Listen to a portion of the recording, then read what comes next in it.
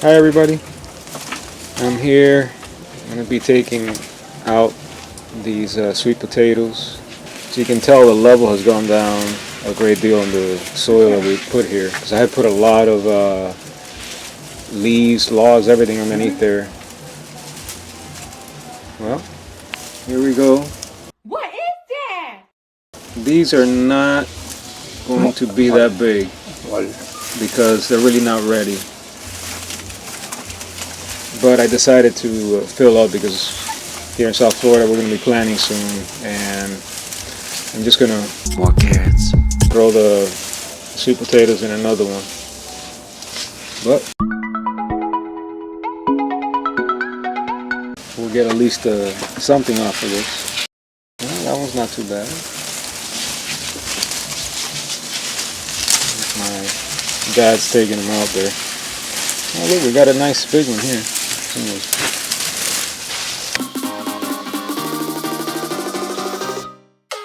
It's delicious. It's also not getting too much sun in this area here at this time, so but if I had left them a little while longer, they would have grown all been a lot bigger. But that's okay. I'll take what I can get from that, and I'll refill the container and get it ready for the next growing season. So we're good, even though some of them you see are a little tiny, but there's a few that are a lot bigger, so we'll like these.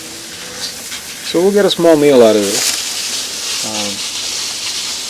But I just wanted to fill it up again and be able to get ready for the next planting season. So anyway, just wanted to share my not so great sweet potato harvest here. Even though, like I said, I know why, so it's not a problem.